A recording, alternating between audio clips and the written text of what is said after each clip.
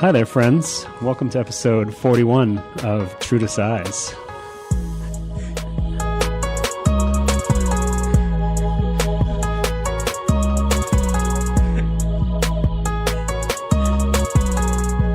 What's going on, family? My name is Alan Martinez, and I'm joined tonight by my brothers Joel Hernandez. Hola, amigos. Alvin Martinez. Bonjour, bonjour. No Lawrence Hopkins. He is currently on vacation. He just ditched us for Florida for a week. But we make Canada Got Soul, and you are listening to True to Size, a weekly podcast where we get together to talk about the things we love the most. Sneakers. On this episode, we are joined by our Three Stripes brothers. Returning guest from episode 11, Alex, a.k.a. SugyCyphersons. What's good, bro? Yo, yo, yo. Happy to be back. Happy to be back. Happy to have you back. No, pleasure Extremely is mine. happy. That voice that you heard on the intro, that guy is named, that was very awkward. I'm very sorry, Paul. You don't deserve that. That guy's name is Paul, a.k.a. is it IBSNegative? That's correct. Yes. Okay, IBSNegative. I got it right. Alvin was like, IBSNegative. Negative. I can tell you a story about that later if you Okay, want. okay, yeah. For sure. We'll open up the interview with that later.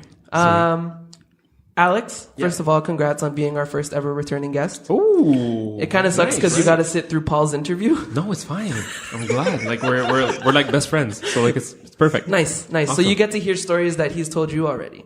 But they never get old. Okay, It's cool. just Hopefully I get to bring out some stuff that you've never heard. Amazing. Along with getting to know Paul later on, we've got a few headlines in the NBA to talk about, along with some more fake business. But first, Lawrence isn't here, so I'm going to do my best. Oh, that's gross. Fire round. Nice. We open every show with a question from one of you listeners, the CGS fam. This week's question comes from Trevsky63. Trevsky. He's one of our local homies.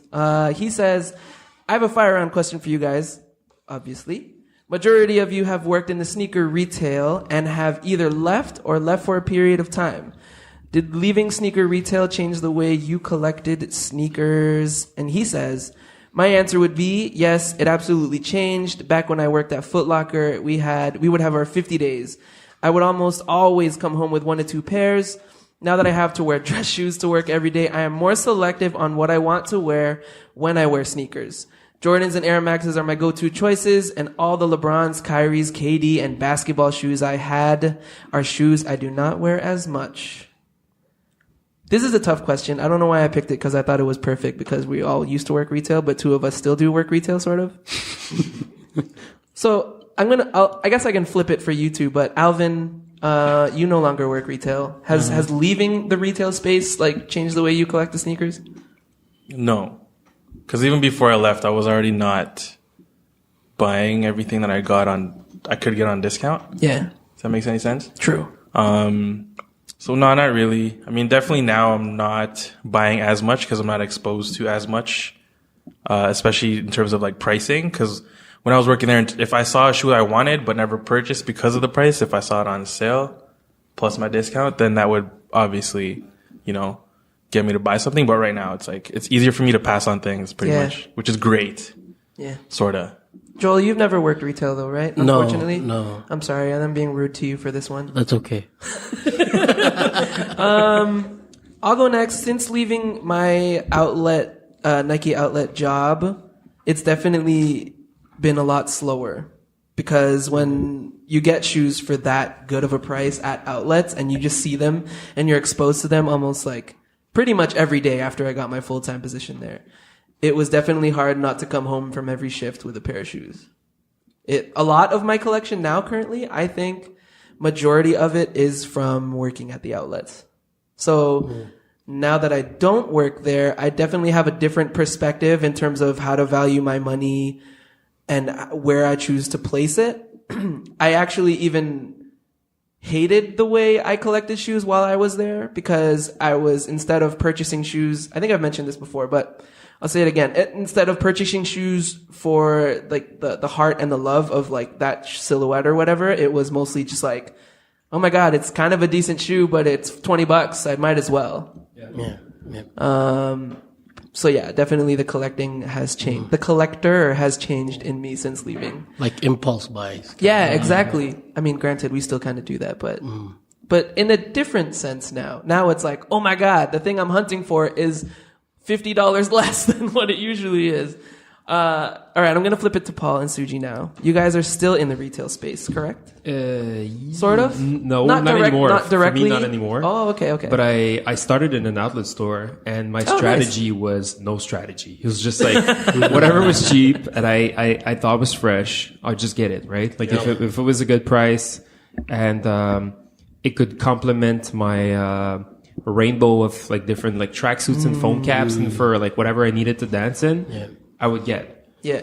Eventually, when I was transferred to the Adidas original store, it was more like franchise specific. So if I was in love with a specific franchise, I would buy every single color of like for me, what started it was ZX, for example. Like once I really figured what ZX was, it was every single ZX that would get in the store, I'd buy it. You know, because so it was you mean like silhouette? Yeah. Almost? Or that series of a shoe? Series or a silhouette. Yeah. Sorry for using okay. the word franchise. No, it's cool. But is that an in Adidas thing?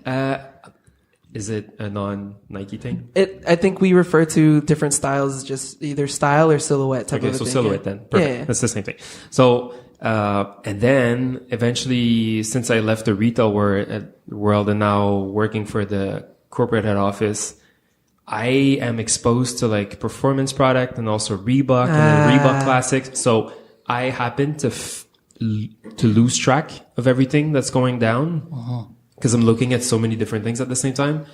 The plus of that is that I don't pay attention to anything that's not fire level.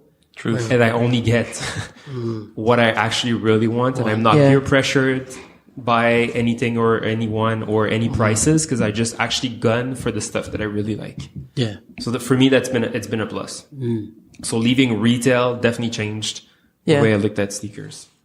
You definitely get to focus more on quality. Yeah, totally. And I mean, I brought a GR today for you guys to show you and to talk about on the pod if we have time. But of course, it's one of those examples where that's a pure freaking fire shoe, completely off of the radar. No one noticed it. And it's just like sitting on Adidas.ca right now. And I got it. And I'm so happy. So, and it's a pure GR, but it's just like I genuinely saw it and I was just like, that's perfect. Oh, is this your pick? It is, yes. Ooh, Nice. I'm excited. Okay, cool. Okay, cool. Paul, how about you? So my whole problem is I like too many different things.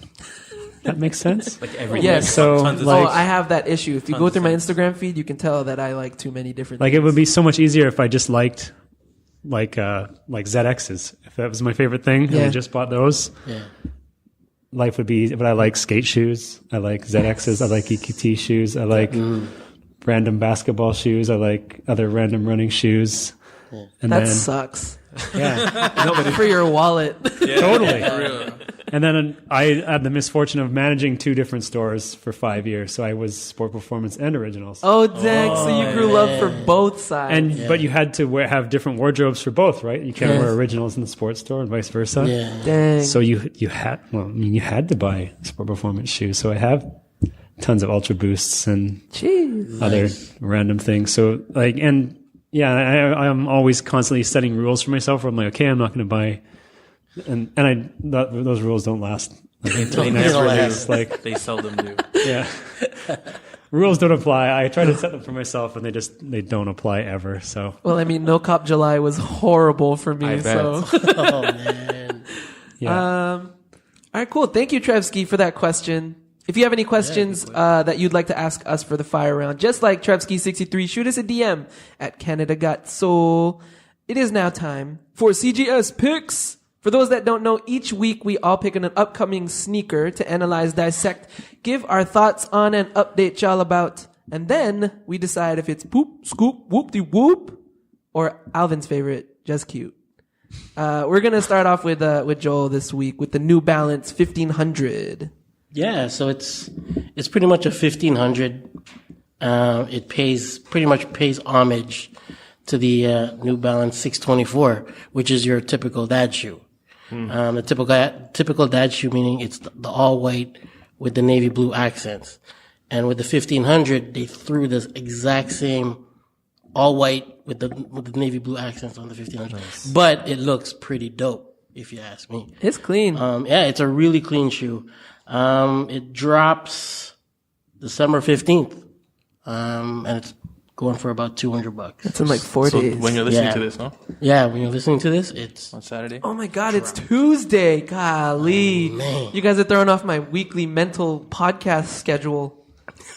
But it's okay. It's all for a good reason, though. It's because we have family over from the other sides of, Thank you. of Canada. Not other sides. Yeah, 6 I guess. hours away. Yeah, Yeah, something like other that. side, Except for which is Paul. 6 Paul hours. is like next universe distance.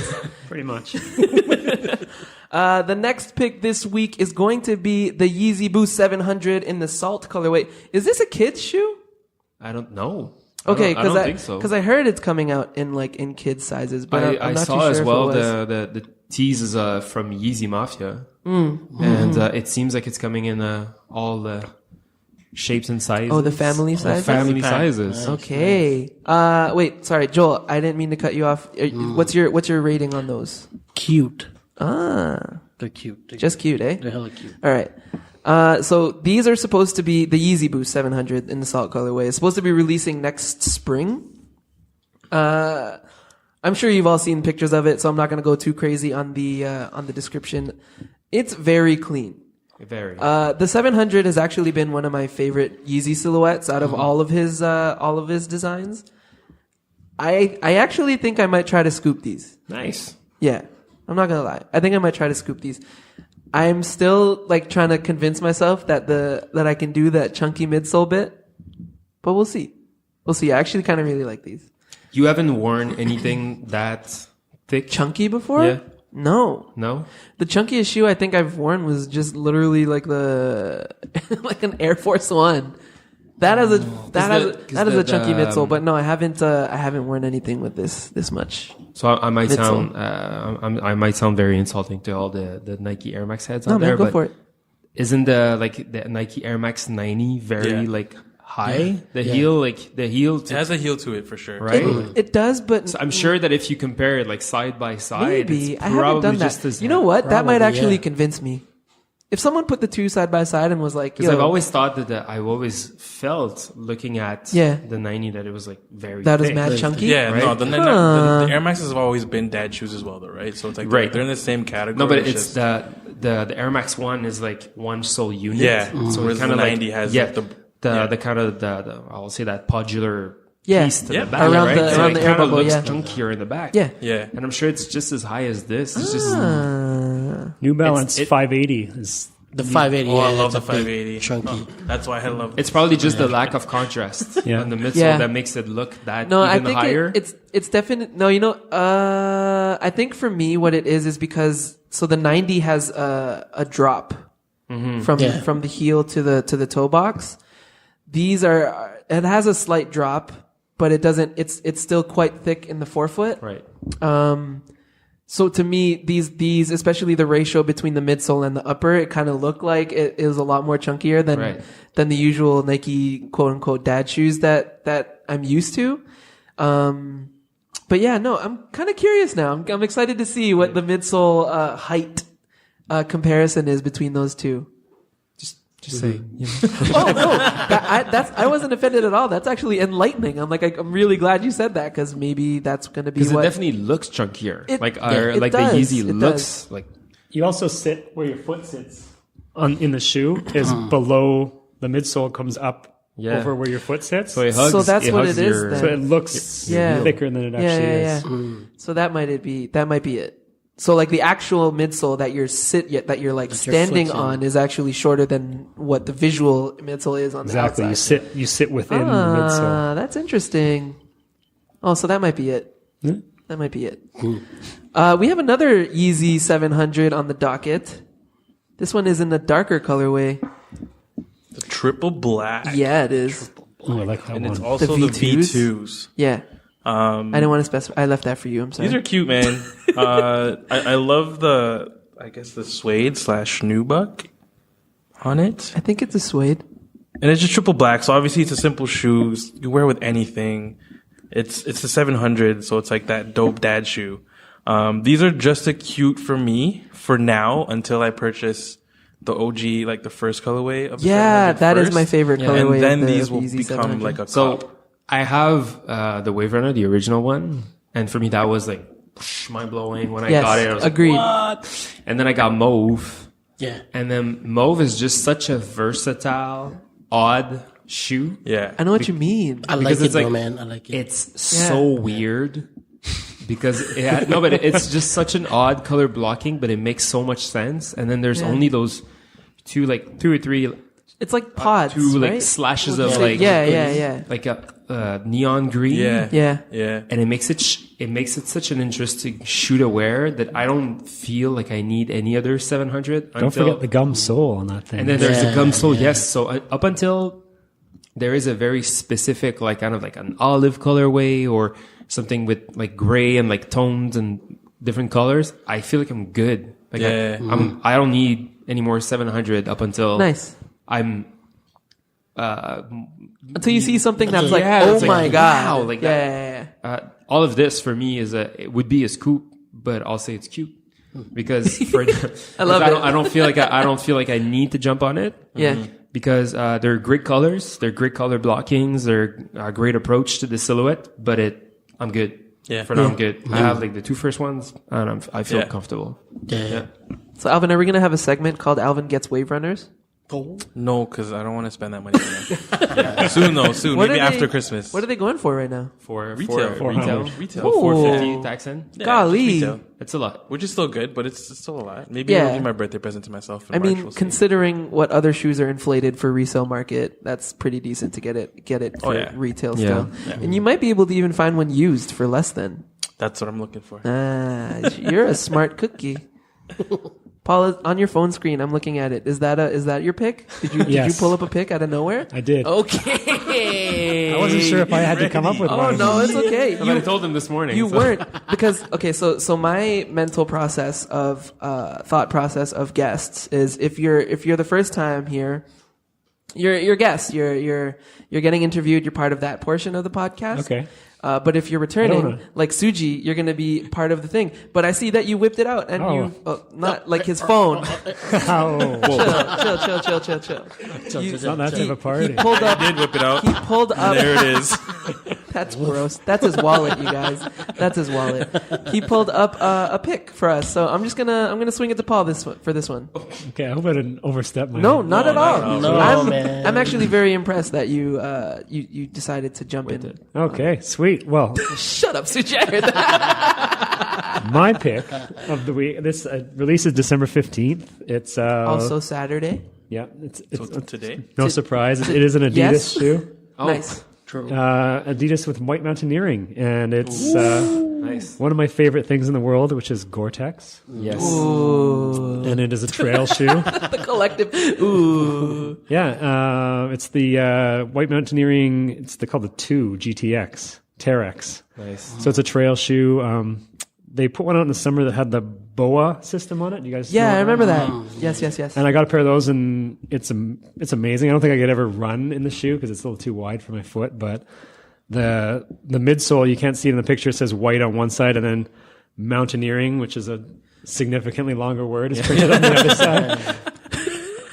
To go technical with it, would you run in a Terex? Or is it considered more of like a trail? It's a trail / like mountaineering type shoe. So they have another one coming out that is a. So you'd like hike in it. But you could hit a few faster steps Yeah. on True, your true, trail. true, Like true. definitely. I Definitely. wouldn't like run a marathon, but like if Oh, of you're course, like yeah. if you're on a trail and you're like climbing or just like hitting Yeah. like on a flatter surface, You could could push definitely- yourself a bit further. on it. Absolutely, Nice. Yeah, it's got. They usually have they use softer rubber compounds in the Terex Yeah. line because it's for. Oh, we climbing are getting rocks and technical. I stuff, love it.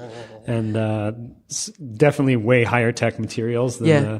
the traditional range. So I mean, these ones are full Gore-Tex and It's everything. weatherproof, They have, man. The quick lacing and stuff on them. So yeah, that would be my pick. Nice. I like it. Is that a pure boost? Alex is showing me something. Oh, that's the medial side. Yes. Mountaineering. It's like literally the So whole like funny. midsole. That's really clean. That's actually a really clean pick. Thanks, Paul. Hey, no problem. Yeah. Thank you.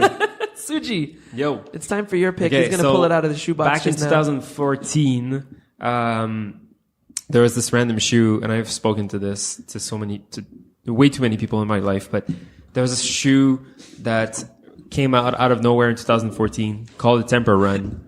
And when they released, the thing that it reminded me was watching old b-boy clips from the 90s, like chunky, fat running shoes, European, like steez, like tucked in shirt and like baggy track bands. So I was like, wow, that's like an old 90s running shoe. And so I got it right away from straight out of the boxes, and I started making researches on the shoe, and I realized that there was nothing. So it was just a brand new silhouette.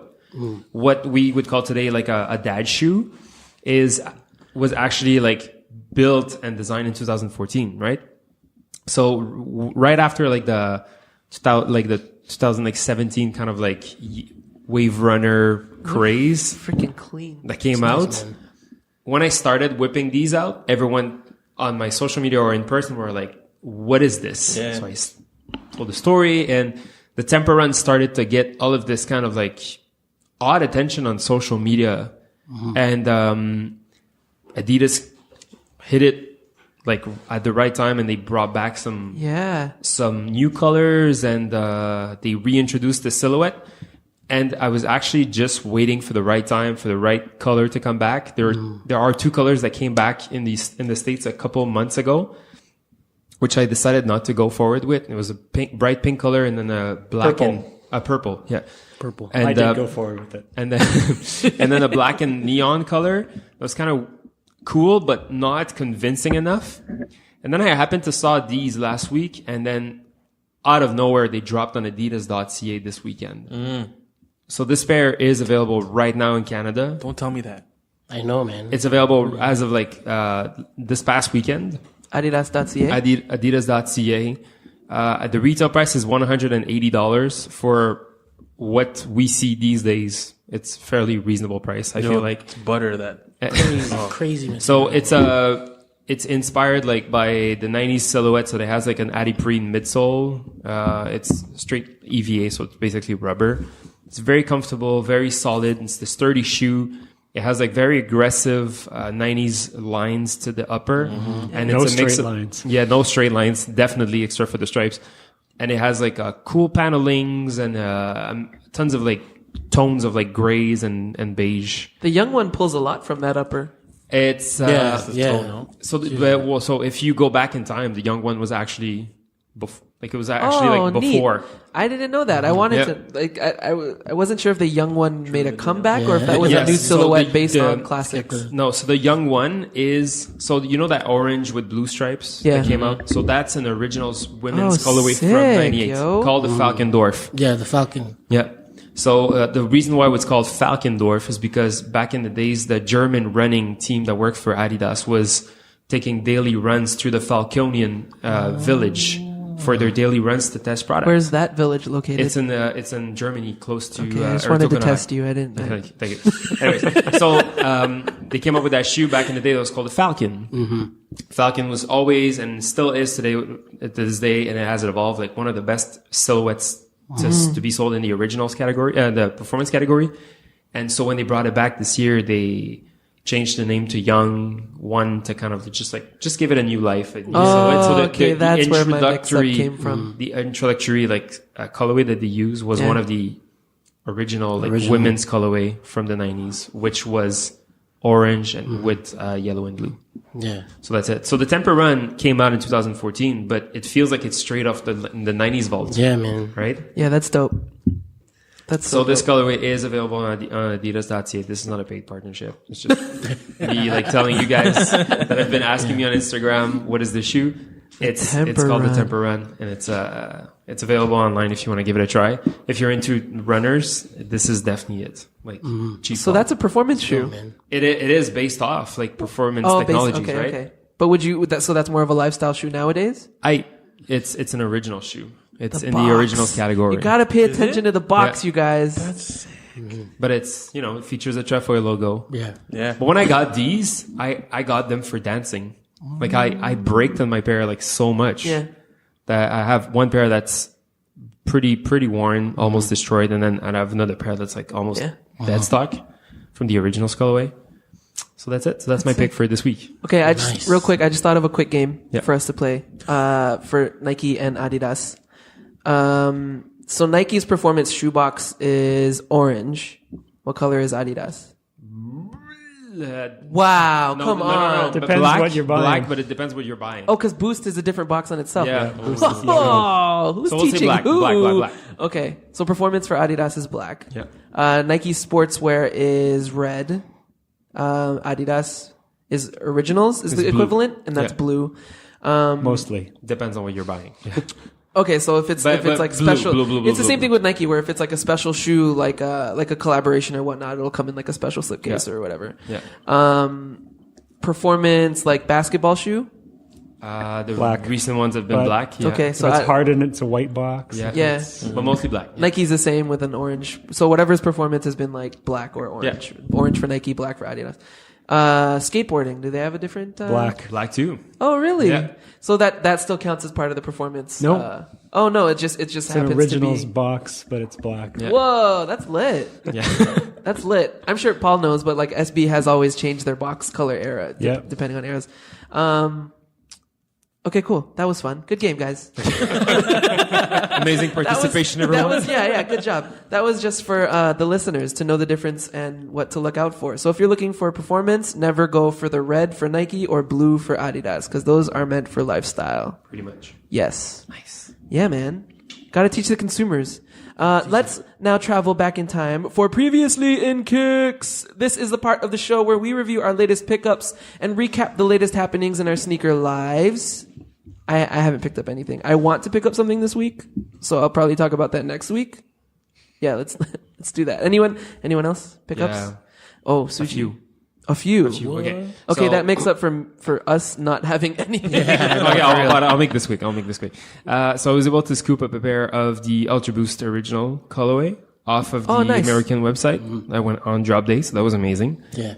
And I actually snoozed on the Ultra Boost OG so hard back in 2015 when it released. And I'm glad I did, because I would have picked the wrong size, because back in the days I had sizing, whatever. Oh yeah. You can tune into episode 11 of True to Size to find out what Suji's talking about. Jesus. So thank God this happened. And then, so I got the OG colorway last week. It was great. I also copped on, online last week, the ZX 4000 original colorway that came through Consortium. Sam. And ones on Paul foot. is wearing them. Yeah. So Those are dope. we got in town yesterday, and my pair actually delivered yesterday at home. So I'll get it on Nice. Thursday when I get back. So buttery, my God. Yeah, man. A friend of mine sold me his V1 350 Pirate Blacks, Oh, nice. Wow. worn once Wow. for retail. Wow. Because he's a very good friend, and he amazing. knows that like deal. I will make this. What a best friend. It's going to a good home. Yeah, for it's sure. going to a good home, and I'm gonna make this like a dear add to my collection. Yeah. So I'm very happy about this. It was actually Crazy. quite surprising. Damn. And I got those temper runs that I brought in for you guys today. Just Hey. sick. Nice, nice. Good pickups. Thanks for bringing those Must in. be a good friend. He's Sounds like amazing. a great guy. Who was it? What's his name? Was it Paul? His Instagram handle is IBSNegative. No way! Really? Such a nice guy. Amazing. I know that guy. We had a He's really random cool. conversation one time, and he's like, "Yeah, I have those." And I actually went to Vancouver this summer for work, and he gave me a tour of his warehouses. What? And I saw the box. I'm like, "Oh, you actually have those?" And he's like, "Yeah, like, I haven't worn Goodness them." gracious. He hasn't worn So he brought them over, and he was nice enough to let them go for What? the price that he paid for. Yo, speaking of buying shoes from Paul, you said you have a pair of SB Dunk Low Futuras for me. I do. Nice. I saw that Travis Scott just wore them. Okay, you can sell them to someone else now if you want to. It's okay. I promised them to you. You can still have them. Yes. Thank you. That'll be a New Year cop, you guys. price I'll is talk about this. quadrupled, though. That's I'll okay. talk about this. Yeah, Oh, for sure. all right. I'll be talking about that pickup in episode 59. I'm kidding. Paul, do you have any pickups? Yeah, actually, well, I got these ZX4000s that I'm wearing today. Beautiful. I also got what's in that bag over there that I wore yesterday. Dang. Oh, I saw that picture. I don't know if you guys understand how massive this is, No. but I'll be honest. I lost my shit. Oh yeah. So can we get the significance of this shoe for Yes. the listeners? So this is the Equipment Cushion 2, aka the first time that the POD system was used. Well, maybe not the first time, but it was like the It was the original. Yeah. It was Can the original we POD get a breakdown of what the POD Okay, system is? Let's So- backtrack hard, like heavy in the past. Yeah, let's do it, please. Equipment. So if you Yes. Yeah, if yeah. you Google search POD right now, you'll get the brand new version that's Yeah. come Right, out. right. Which, if you look at the sole unit of this, is the sole pattern of the new one is directly inspired by this. But there's actually technical benefits to, well, maybe not in this version of it, but initially. So initially, what it was this actually hollow these little pods of rubber, and On the outsole? yeah, it was Oh, okay. they were actually air units. Oh, what? Weirdly enough, and they were different densities like of rubber, and there was different channels of air in them, so it was different cushioning, like in the heel and the sides and the forefoot. That's crazy. And I'm they sorry, all- listeners. This is really horrible for you guys to be taking in. But if you could probably Google pictures. Yeah, if you Google Try to go along. Equipment Cushion 2, like pictures of it come up. Yeah. And there was like the equipment support from this era as well looked similar to this, and it had the pod system on it as So well. damn cool. But yeah, it has torsion. It's got all the other good technical features. But yeah, this is the King Push version. That was a ComplexCon exclusive.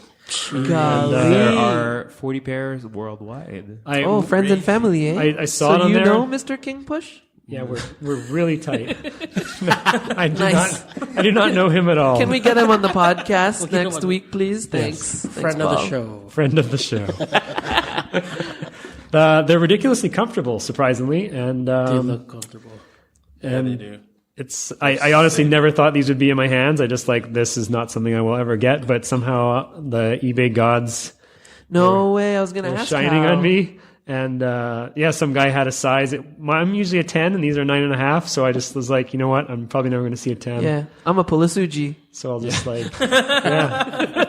But they fit actually a little bit big. So Nice. I made this guy an offer. He was like, it was like buy it now or best offer. Yeah. So we went back and forth a couple times with the offers, and I think I got them cheaper than a Yeezy retails for. So Yeah. yeah. Bro.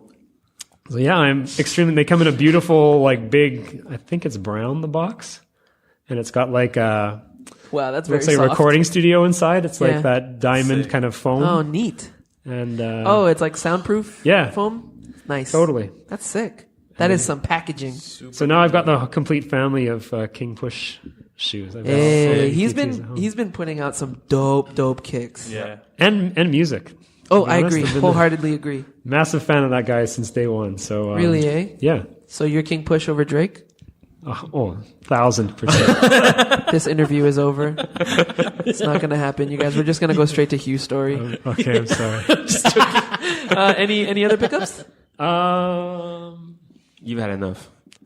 Yeah, I haven't picked it up yet, but it's sitting at my mailbox. So it's a skate shoe, a brand called Alzheimer's. Nice. Oh, okay, Put out yeah. a Gazelle Super, and they actually did a whole collection. There's apparel as well, and we in the store had a brown version, and then a blue version Oh, nice. appeared Wicked. on the US website. So I had to pick that up. 'Cause I've got it. Nice. Again, completing a collection. Yes. I have all their other like it. shoes, so I love it. Yeah, man. Nice. All right, moving on to This Week in Kicks. Now is the time where we discuss the current headlines and happenings of the sneaker industry. On this episode, we have 4 pieces on the docket. Oh, wait, I forgot. Alvin, you have something from previously in Kicks. The Air Force One event. Oh, word. Oh, come on, My man. bad. Damn, it's okay. It's in my notes. I'm the one who forgot. I really- goofed even harder because I it was just in front of really me. astonished by, everyone who's here today. I know. And like what they're bringing out and stuff. I just got distracted, man. All these beautiful people. No, so the Air Force event was amazing. So essentially what it was doing is it was highlighting the unsung heroes of the community. So it had, Mark, who was one of my homies. Can't remember everybody's name, but there was also a tattoo artist, and essentially he works at Clearwater Ink.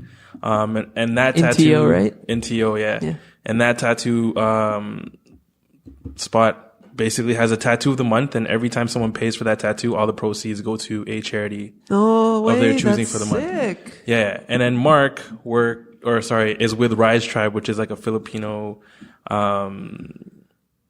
It's like a basketball community. cultural group. Yeah, okay. They just try to be there for the youth and try to have them, try to show that there are, role models within the community. That's it. And then there was another lady who worked for, the Kickback, which is an organization that, works with youth, and they also, collect, gently worn or new sneakers, Nice. To give back to the youth.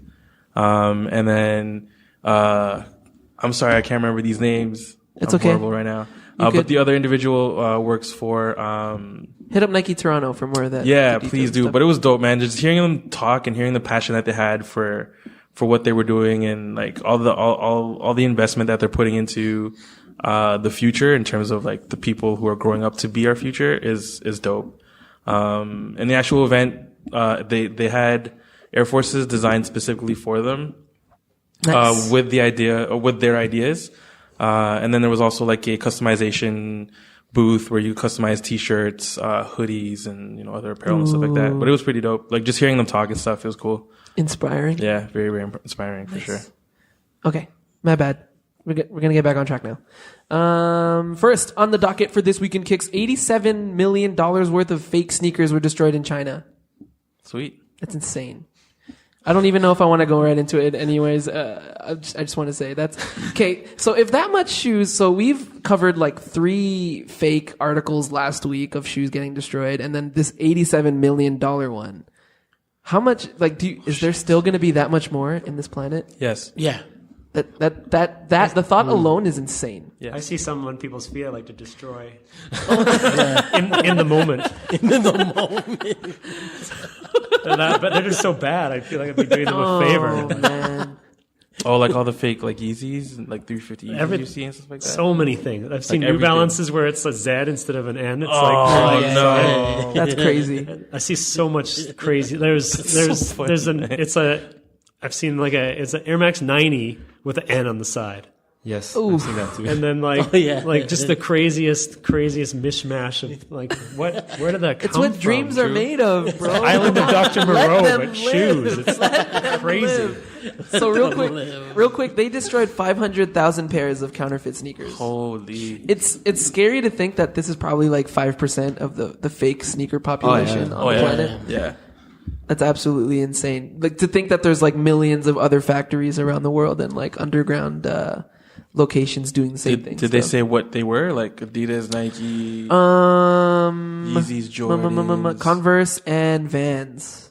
What? Right? That's a you would lot, think dude. that it was like it would have been Adidas or Nike, but for no. 87 million. Oh, Converse By all and means, Vans. is it worth it to like knock off Vans? I know, right? Because like their average retail price is quite low, right? like 60, Yeah. 70 bucks, right? right? Well, no, skate highs go for 90. Skate It's highs go still, for 90. like, I think yeah, it's- it's still not. right? It's not Yeah, above it's $100, crazy. which is absurd. I think only their collaborations go over like the $100 Yeah. mark. Wow. But still. Yeah. Insane. Next on the docket, Miami police shut down the limited Air Jordan 1 release. Victor Deng from Soul Collector says, created in celebration of the Miami Art Basel, the limited edition collaboration was due to release at a secret location in the city earlier today. Or whenever this article was written.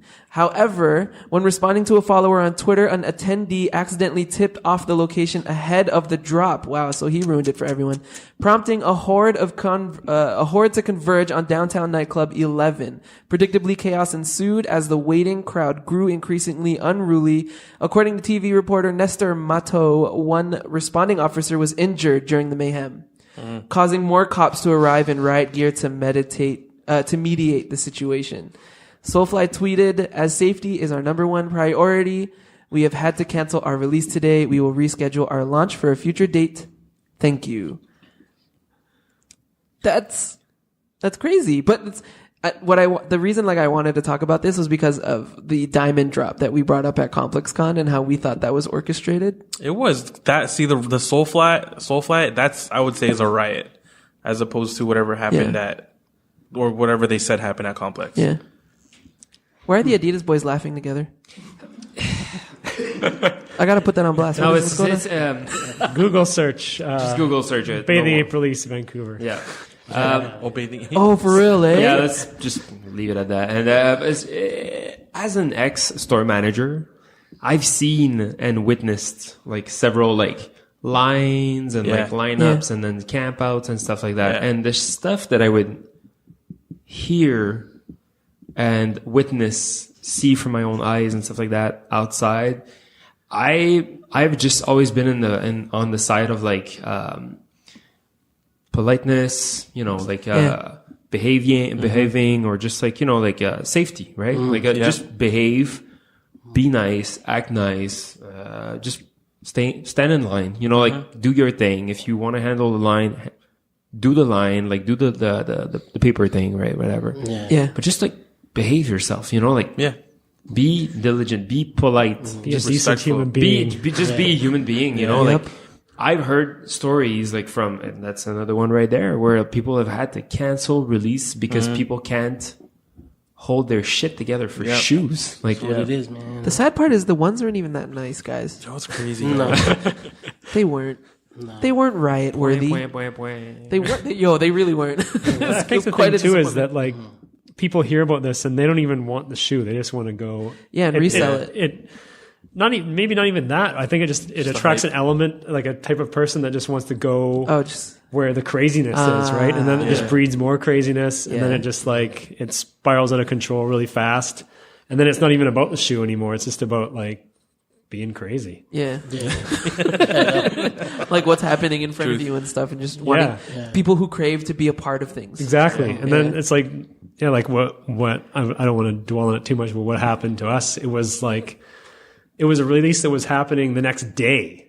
So it's like, and I reminded people, I'm like, you guys realize it's like 16 hours from now. Yikes. You're not going to be this crazy in 16 hours. Yeah. But it was like an in the moment thing that happens, and people get like, they feed off that energy. And I think that's, the whole thing, no publicity is bad publicity. Yeah. So it's good for the brand. It draws a lot of attention, whether it's good or bad. Sure, people still want that shoe. But Jordan 1 is probably going to sell out wherever it comes out, if it ever comes out. Yeah. Oh, easily. This is totally, I think, knowing that the shoe wasn't as nice as last year's shoe, it's definitely in response to that because of how hype and valuable last year's shoe was. Yeah. Granted, last year's shoe was that much more nicer, like the rust pink and the igloo, like it was like an aqua teal colorway. Those were very, very nice. This year, people I think just want it just for the fact that it's an art bezel. Because last year's was so popular. So last year's could be last year's poop emoji on it. Yeah, exactly. Exactly. Next on the docket, Kyrie Irving gave hospital patients exclusive sneakers. This was cool. Mike DiStefano of Soul Collector says, Kyrie Irving is getting into the holiday spirit. The Celtics point guard, along with the rest of his teammates, recently paid a visit to Boston Children's Hospital to visit the patients. Donning rather a festive Christmas tree hat and the What the Dunk SB Dunk lows, Irving spent some time singing Christmas carols, doing arts and crafts, and giving gifts to some of the kids at the hospital. That's quite awesome. Another thing off of the NBA docket is the NBA player Spencer Dinwiddie, I think that's how you say his last name, releases a self-endorsed sneaker. This is crazy. Victor Deng of Soul Collector, basically reading his whole article, so please go give him a click. Brooklyn Nets point guard Spencer Dinwiddie is launching his very own self-endorsed sneaker with his brand, and I don't know how to pronounce it, but it's K8IROS. So Katie Rose? I don't know. Available for pre-order starting today or whenever this article was made. today exclusively on the Project Dream. That's an abbreviation for Disrupt Reality Every Available Moment website. Dubbed the Katie Roast 8.1, the low-top basketball sneaker features a breathable mesh construction that wicks away moisture from the skin with sustainable sock liner that conforms to a wearer's foot while still maintaining stability. The upper sits atop the brand's high-performance Chrono Foam midsole. Additional details for the Dinwiddie include his hometown of LA's skyline on the side, quotes on the sole, and his signature SD8 logo throughout. There aren't enough ways to repay the unconditional love and support my grandmother and brother have always given me. December 8th is my family's day, and I want to share some of that love with the word by launching my shoe, said Dinwiddie. I wholeheartedly believe in creative autonomy and a person taking full control of their brand. Project Dream has equipped me with the tools to do just that. I am excited to introduce my brand, Katie Roast. I feel like I'm butchering the shit out of that. And thank everyone for their continued support, says Dinwiddie in a statement. And there's going to be 2 colorways, both one going for $150 and one going for $160. They ship out in 6 to 8 weeks. This is the first time I've ever heard of an NBA, other than obviously the stupid reckless baller brand. Big baller brand. Yeah. Like I think that's like the only one. But like, yeah, an NBA player just being Starbury. like, Stephon Marbury. wasn't that with N1?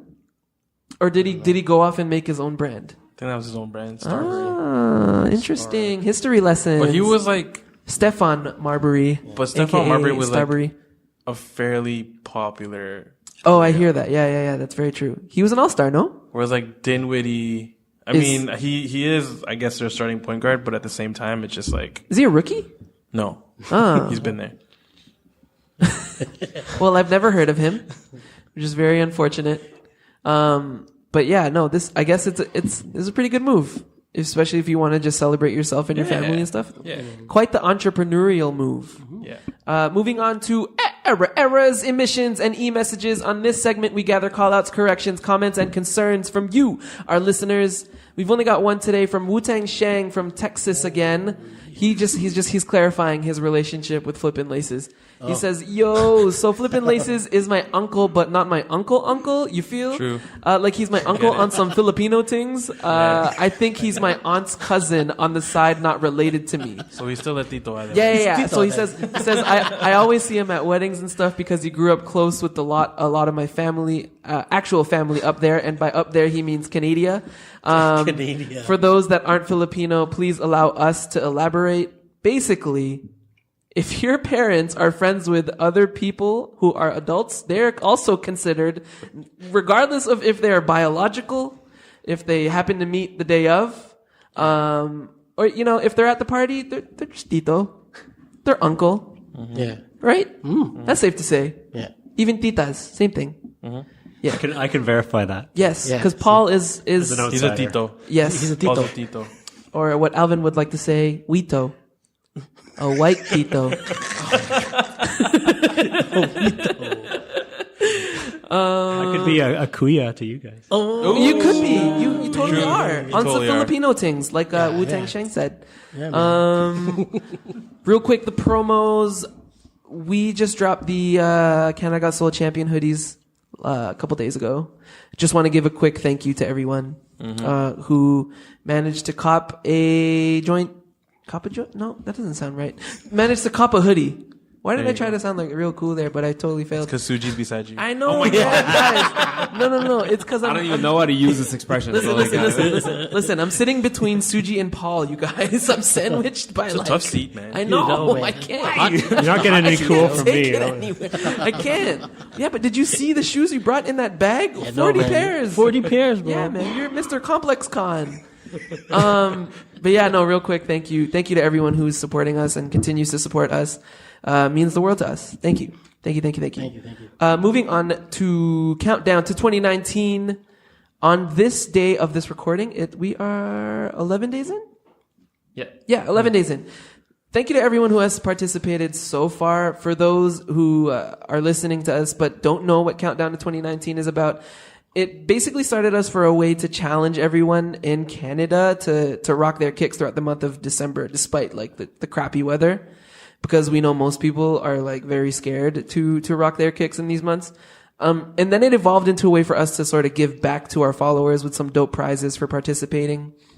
This year, instead of having like 4 to 5 big prizes, I think we've decided to have plenty little ones, so more people can win. Nice. Yeah, I'm excited about that. We are still in the works of gathering those prizes, but we are very excited to announce the official list in the coming weeks or so.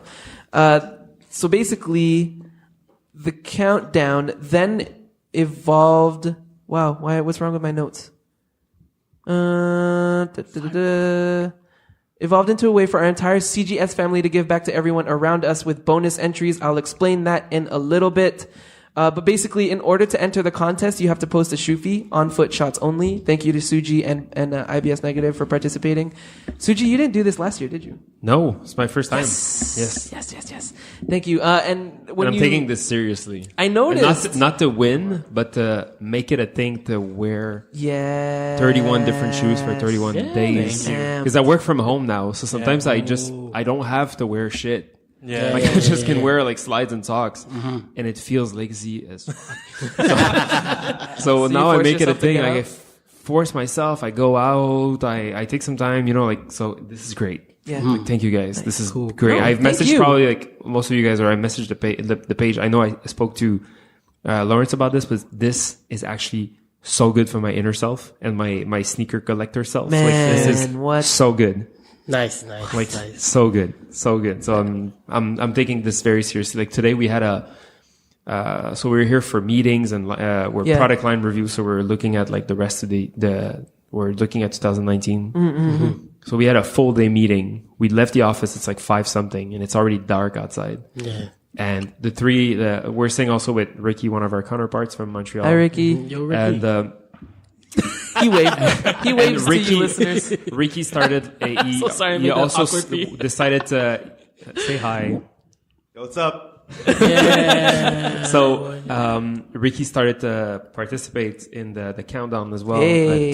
I think he's like 3 days off, whatever. That's all good, man. That's okay. So am I. It's fine. You should have seen me with the 3 of us. We stepped out of the office at the same time, and I was like, "Fuck!" Like we don't have any photos. Shit, and it's like already dark outside, but.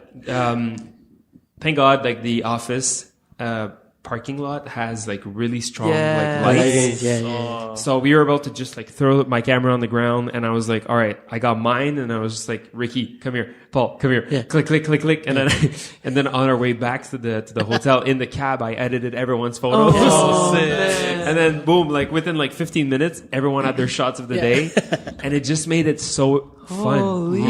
You have no idea how much that means to me, so I'm really glad. Sick. No, dude, I haven't taken Instagram photos this seriously, I don't think, ever. Yes.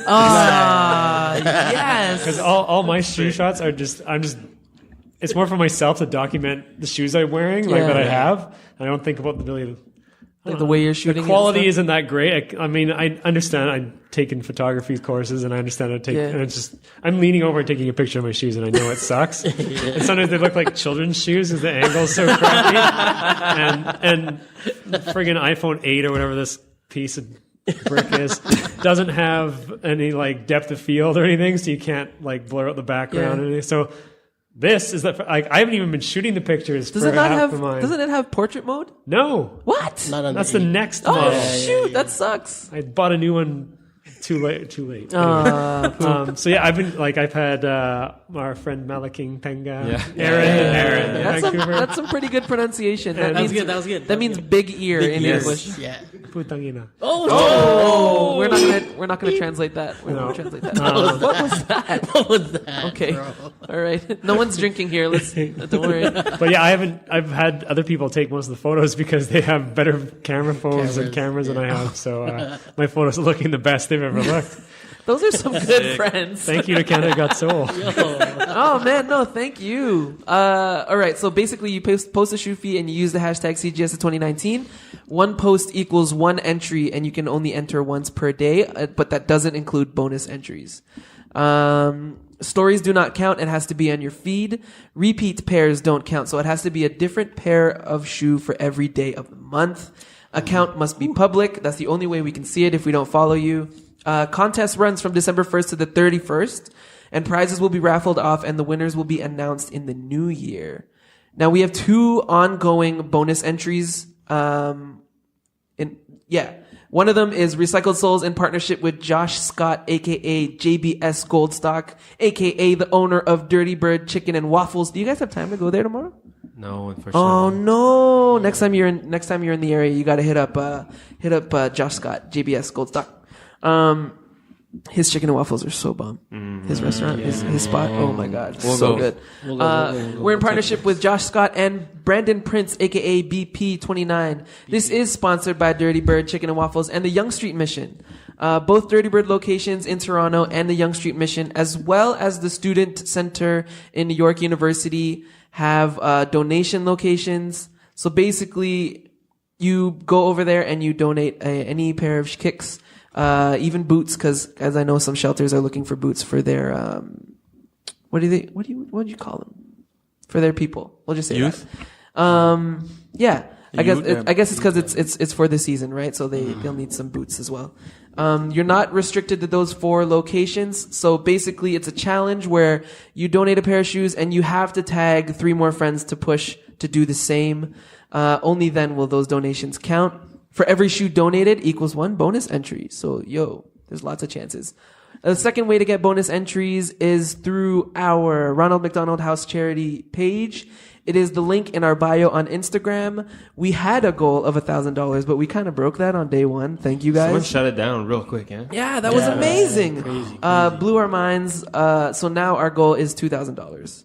That's the only way to make that right. For that person who made us hit our goal in less than 12 hours of dropping that link, we have to double it now. The way that works is donations, every $5 equals 1 entry. And there's no limitations for that either. So, I mean, you guys can get 1 bonus entry. Just please donate $5. It's for a good cause.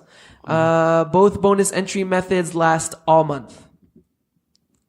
So, no limits. Go for it. Thank you to everyone who has participated so far. This countdown has been quite amazing. And yeah, I'm behind a few posts. I'm sorry.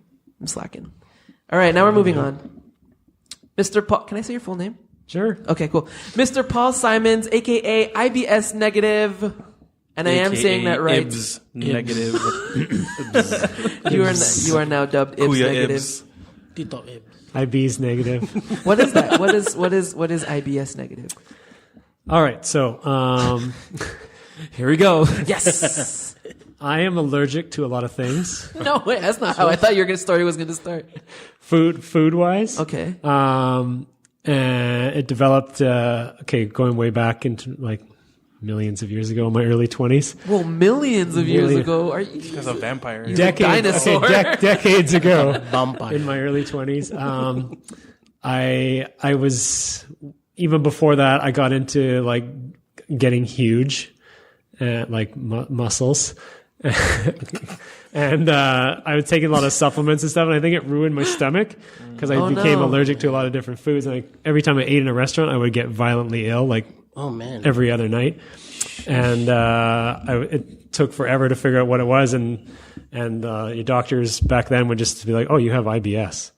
And I don't know if you don't know what that stands for. It's irritable bowel syndrome. Yeah. Too much information for the podcast. This is a sneaker podcast, not a medical podcast. I cannot believe this is what your origin story is. So I think yours beats my origin story for sure. Like I was doing all these invasive tests, and it really sucked for a long period of time because I was always getting sick, and I lost a ton of weight. I went from being like 200 plus pounds of beefy boy down to like 140 pounds. Beefy boy. And then finally I went to a naturopath, and they did all these other tests on me, and they're like, "Oh, like you don't have IBS." And I was like, "Oh, man. You're celiac, and you're allergic to this, and you're allergic to this." Oh, man. And I'm like, "So I'm IBS negative?" And they're like, "Yeah." And then I used that handle for something like way back then. I don't know, maybe it was MySpace or something. And Asian Avenue. yeah, no, it wasn't that.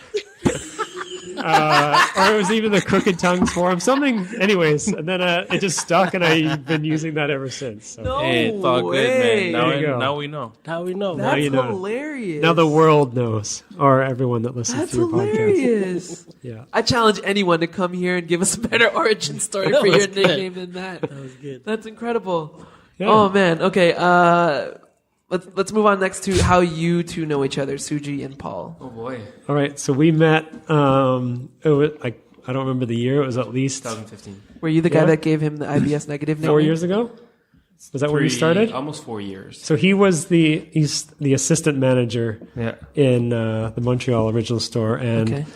back then we had a managers meeting, and his manager, the manager of the store, had it okay to bring him along. And it was like the first time ever like a non-manager was invited Yeah. to a manager meeting. and me, That's sick. myself, and his name is LP, Alex's old manager. We got along really well, and we'd have to share rooms all the time when we go to these managers meetings.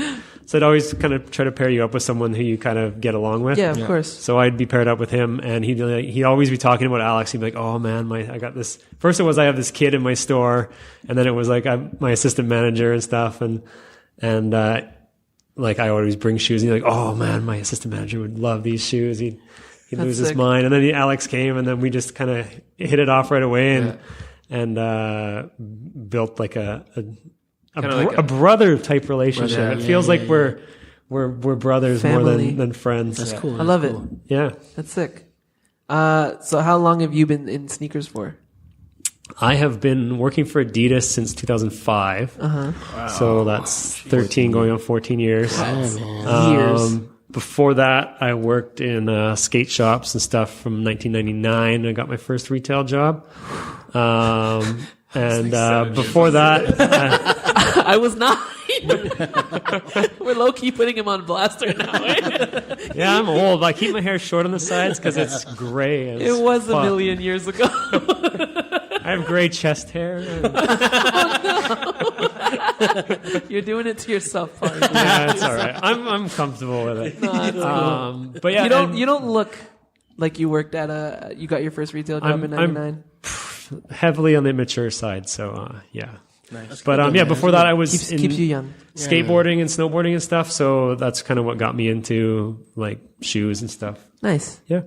What was it like that like? What was the shoe that got you into the game? Like heavy. I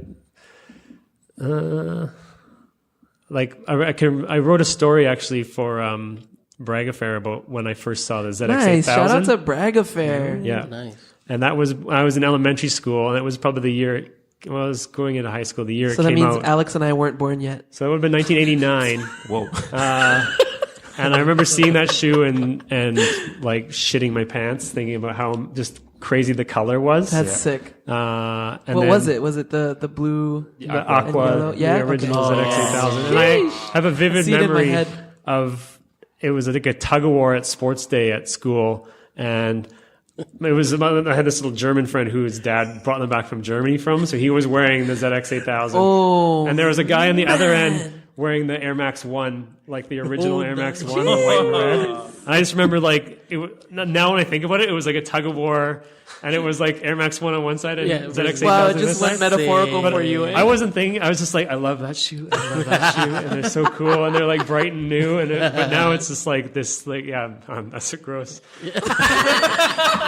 We're not going to describe that for the listeners. What just happened? But it was this, like this tug of war between the brands, and at the time it's an iconic image that I have in my head, and it's pretty cool. That was very inappropriate. I'm glad we don't have video yet. Yes, Tug of war. tug of war. Emphasis on the tug.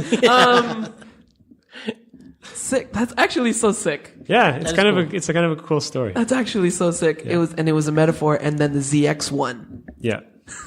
Well, yeah. Always will. Suji with a fist pump. So I don't know if you remember, but we had a conversation on Instagram a few months ago about SB Dunks. Yes.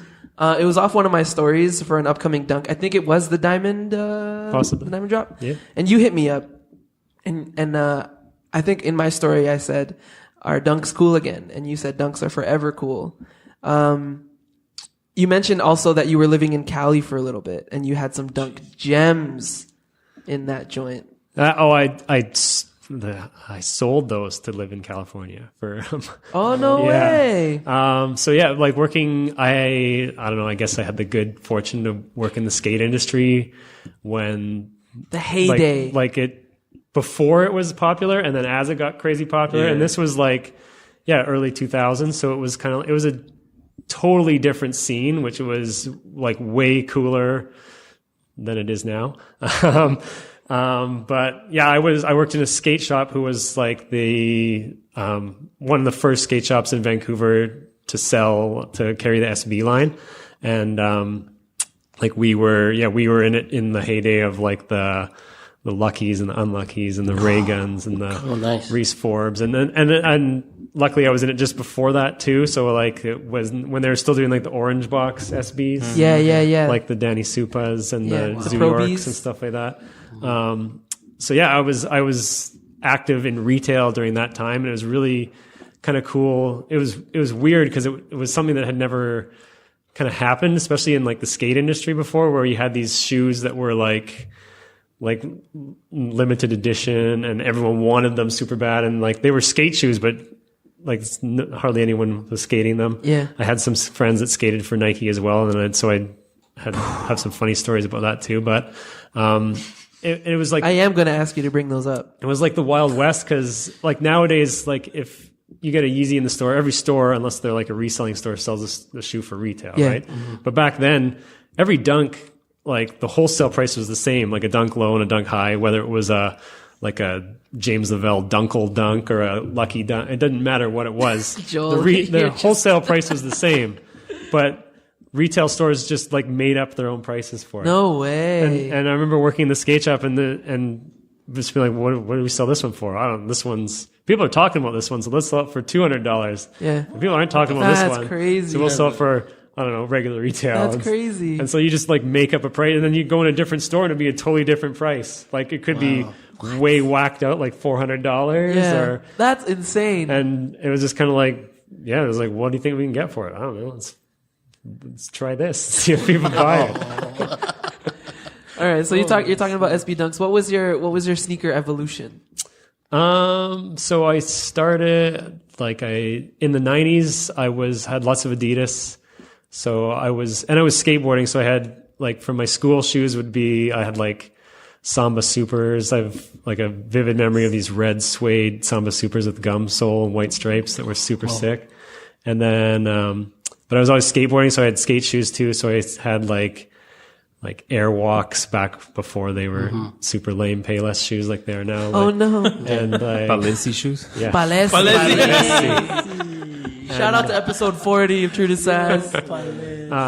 Etnies and all that's like and obviously like Circa and all the skate stuff that I skated in. But then I like the Feet You Wear collection that Adidas put out in the late 90s really spoke to me on some strange level that I can't explain, but I love that. Like I dug up a photo of me in Hawaii in like 97 rocking these like Feet You Wear trainers, and I still have a little Freddy the Foot keychain from those. Sick.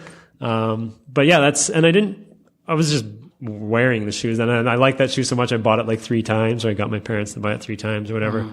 And then I was able to, I don't know, I moved out pretty young. I think I was 18 when I moved out of my parents' house. And then I started buying, that's when I bought shoes that I wasn't wearing on a regular basis. So I had a couple Adidas, and then I had lots of skate stuff. And then I had like obviously Nike stuff. I liked the Air Max, like 90s and 1s and 95s. And I always liked New Balance, like the 580 was one. I went to Japan in, early 2000s, and that shoe used to be a Japan exclusive, and so I bought a bunch over there.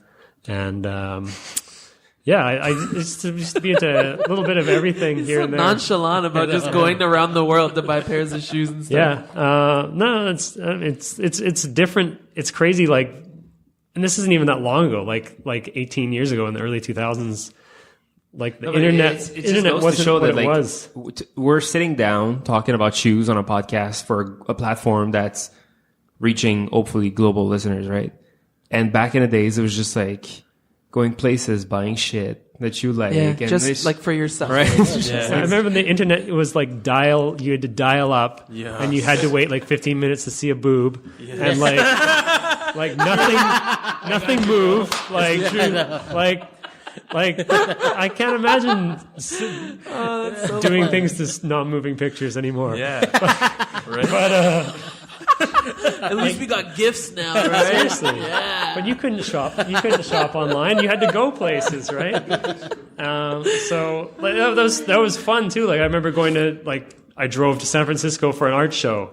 It was called amazing. Beautiful Losers back in the early 2000s with a couple of friends, and it was this big show. We were super stoked to go to it, and I just going to all the shoe stores in like San Francisco, like True and Adidas. And I'm trying to think of some other ones off the top of my head, like FTC, which is a skate shop, and because you couldn't buy it, you could probably call in and give them a credit card over the phone, but you weren't buying things online, like even 18 years ago, right? Yeah. And it was just it meant a lot. Like nowadays, you get shoes and they like certain ones mean to you, but when you've driven like 24 hours somewhere, it has to mean that much more. and bought something, like I still have shoes from back then that like I've got some random like Nike stuff and Adidas stuff that I haven't worn for 15 years, but I can't get rid of it because it has like personal memories For sure. for me, attached to it. So Yeah. I know those ones. I'm old. You said it.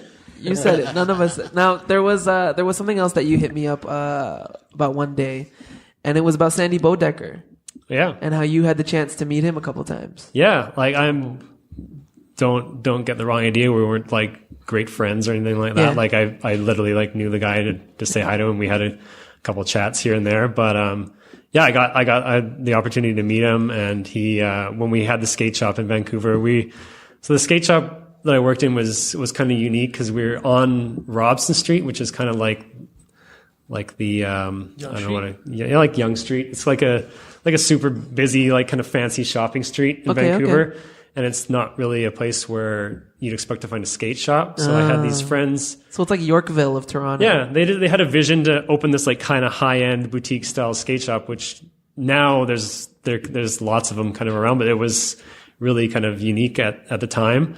So it kind of drew attention to lots of people and brands and stuff. So we had all sorts of people coming through, and Sandy actually had a place, has a house up in Whistler, and he would come up quite often because Portland isn't that far away, and stop by the store and just to see what we were doing, what this kind of layout of the store was like, and he just like a super down to earth guy, and like he came in and we were all like, whoa, that guy's wearing friggin' like it was like the away colorway of the ray guns that no one hadn't even been talked about yet, so you didn't even know what it was, and we were just like, what are those?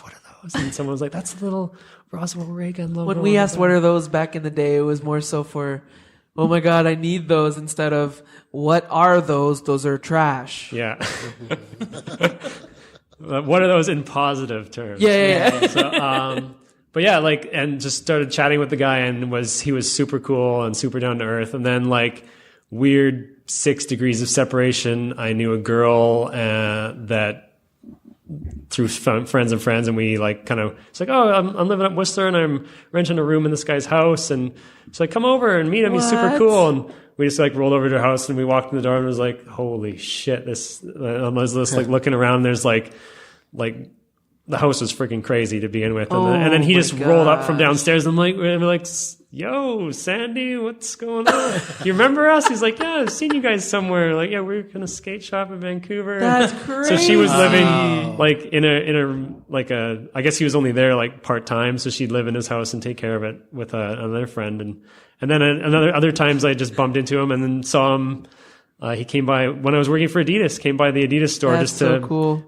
I don't know. He obviously didn't know I worked there because and he just popped in and was like, oh, hey, like kind of recognized my face from somewhere, I guess. And we chatted a bit again. I'm like, oh yeah, I met you in Vital. And, and it just, I didn't know him well at all. I just talked to the guy a few times, but when I read that he passed away, I just was like, damn, like it was it was great. I kind of like got a little teary, and I was like, oh, I like talked to that guy and connected with that guy. It's sick to have those stories, man. Yeah, I mean, he would like what he did for that brand, and absolutely, like pretty much fathered that whole SB range. Essentially, like, it's incredible. We should have recapped it earlier, but Sandy Bodecker, for those that don't know, is basically the godfather of Nike SB. Yeah. If he wasn't around and did what he did, we'd probably have no Nike SB line. Exactly. In footwear. And this is coming from a guy that's worked for Adidas for 13 years, and I'm you very passionate about my brand, and I love my brand. And I don't have any dislike for other brands. I love all of them, and that's why we love you guys, man. Shoot.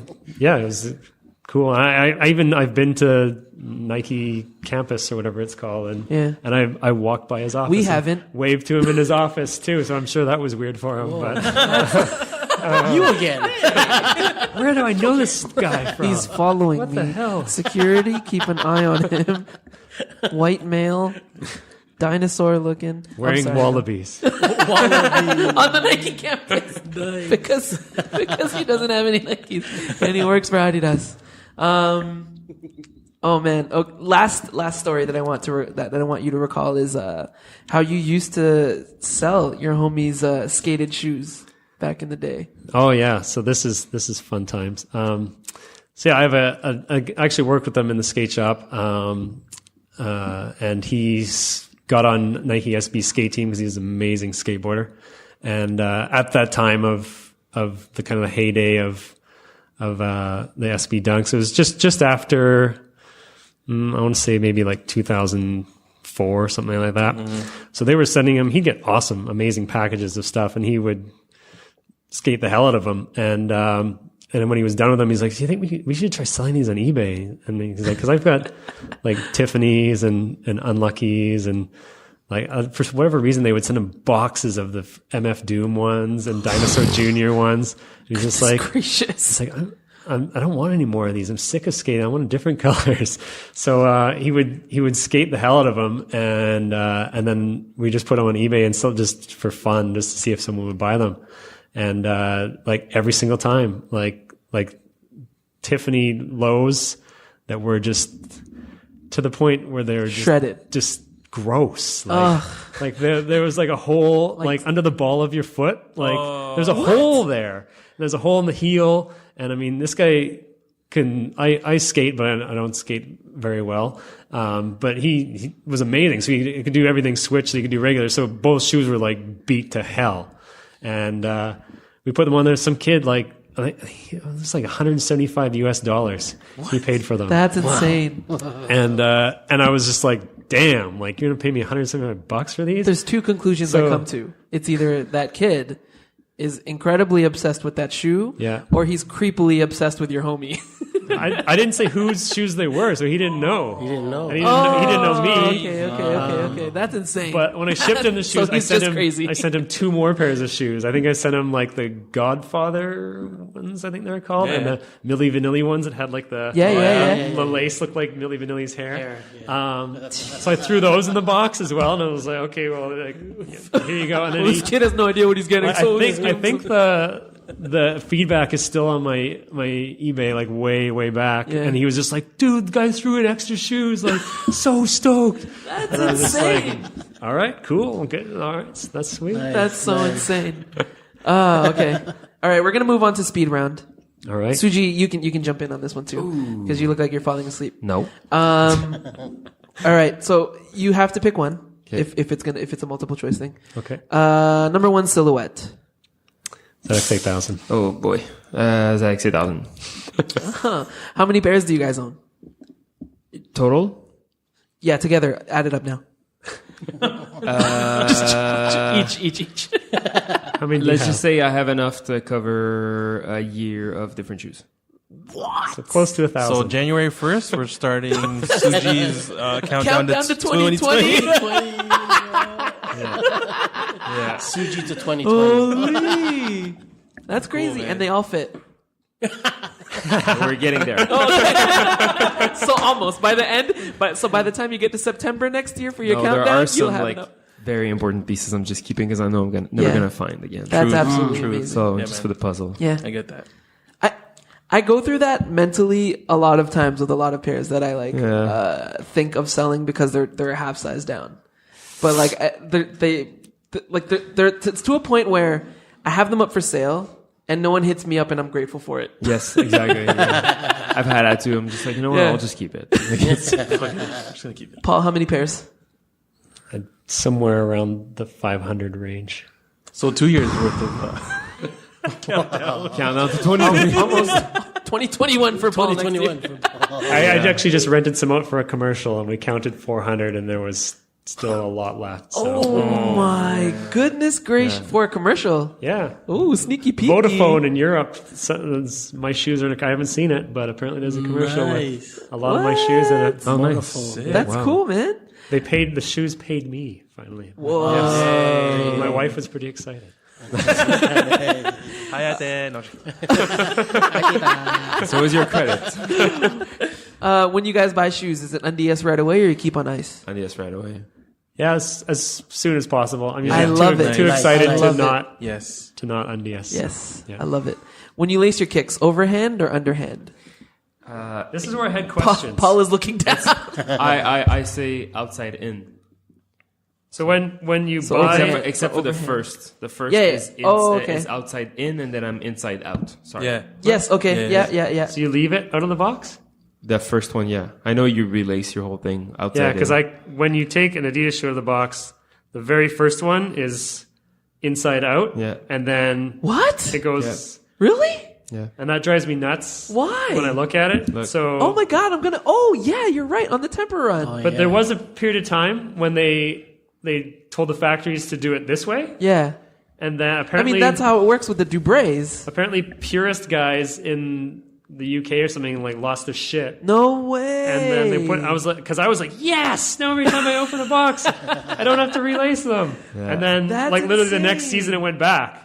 So, Dog, yeah. I never noticed that. But if you're wearing sports shoes and you lace them this way, Yeah. it doesn't tighten evenly. Yeah, it doesn't. Oh, what? So that's why they do it the other way. But if So- you're just wearing I just think aesthetically, I like the look of. it's more evened. Yeah. Yeah. And again, so the reasoning behind inside out for me is that the very last eyelet you lace, whichever one is your last, you can pull the Yeah, it laces ties up out, nicely, right? So yes. it ties them nicely, whether rather than coming from it. Pulling inward. Anyway, so Yeah. that's Man, that's weird. All right. Does that answer the question? Yeah, it does. I'm definitely going to go to an Adidas store now and take note of your display shoes and see how those are laced Yeah. up. One Grail or 5 new releases? one grail. One Grail. I think that's a loaded question. I think everyone would pick One Grail for that one. I might have to change that up. Fully tied up clean or untied and loose? Untied and loose. Fully tied clean. Okay. I'm with Paul. Favorite topping on your pizza? Cheese. Cheese. Oh my Yeah, I'm a god. cheese guy. So basic. You are a cheesy guy. Oh. Thank you. Thank you. Okay, all right. Ham and pineapple. Yo, give me some.